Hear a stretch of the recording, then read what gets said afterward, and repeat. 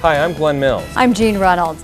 And I'm Butch McCain with 11 News. Tonight we have breaking news. Colorado moms and babies need you.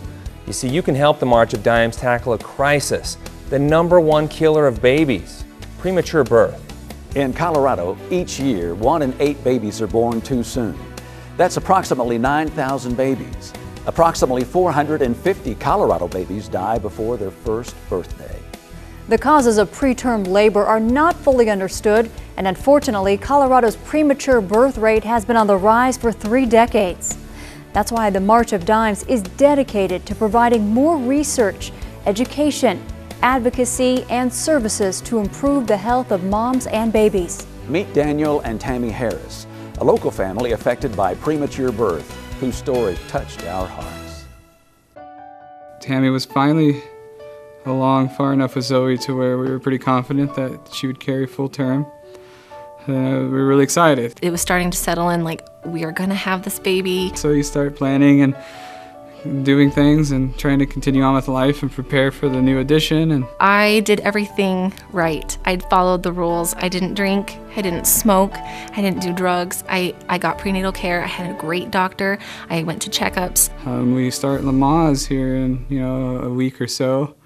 And the next thing you know, she's having the baby, and that's way too early. She came at 29 weeks, so that came to a huge shock to us. I was in the doctor's office the day before. The doctor wasn't expecting anything to happen that soon, but it was 24 hours later, she had broke my water. From then on, it was just, I was just scared. I didn't know what to do. So as I laid there in the operating room, and I saw my doctor pull her out of me, and a team, there was probably at least 8 or 9 doctors and nurses just rushed over to my daughter. And I remember asking just to be sure if it was a girl, and nobody answered me. It was very quiet there. Nobody was saying a thing. And even my doctor, who was attending to me, didn't know how to answer me. And so I realized then that I was asking the wrong question, that, is my baby going to live? And that was probably the biggest hardship, was just that fear and wondering if everything is going to be all right, and also, is my wife going to be all right? I just remember looking over in the operating room and seeing a little toe, and it moved. And so at that point, I just broke down, and at least I knew that she was alive at that moment. It's a lot of activity. It's very scary, very intimidating when a doctor has to call on a group of doctors, and then the NICU group is there, and it's a lot. It's nothing like you would expect. Our neonatologist, Dr. Olunik, was amazing. She did come in, and the first thing she said to me was, "You're not going to be able to take your baby home until her due date." And at this point, it was November, and she wasn't due until February. And that's all I could think of, was that I wasn't going to take my baby home. And it didn't really hit home until I had to get discharged. I'm gonna cry. We were in an elevator with some parents that got to take their baby home, and I wasn't allowed to. You just feel helpless. It's your baby. You want to take care of her, but you can't. There's nothing you can do.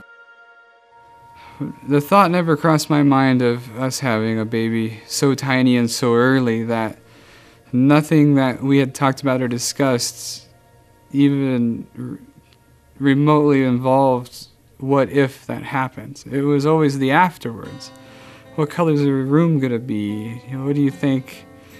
What kind of crib should we get her? It's always that. It was just a constant job working with her and moving her legs and her limbs, and so we could move her hips, and the physical was all we could worry about at that point. We didn't know about speech. We didn't know about developmental at that point. The knowledge and funding and everything the March of Dimes has done, we know it's been part of what has saved our child and made her as healthy as she is, along with the great medical team we have here. The NICU is wonderful, and if it wasn't for the support and groups like March of Dimes with that knowledge and funding to help prevent those type of things, you know, it probably could have been worse.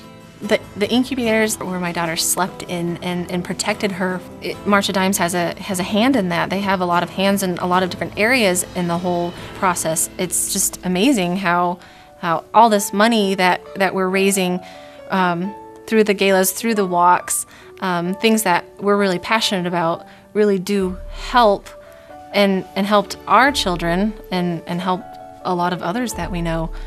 Your money does affect us, and there's families out there, and we just happen to be the voice right now, but there's many other voices out there that you may not see or hear, but we're out here, and it did impact us. And thank you. We love the gift that you guys have given us, and we'll always cherish that, because without it, we might not have our children. So, thank you.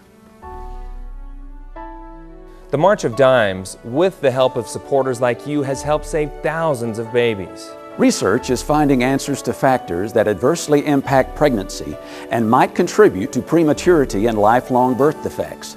In Denver, Fort Collins, and southern Colorado, the Colorado March of Dimes is piloting a new way to provide moms group prenatal care.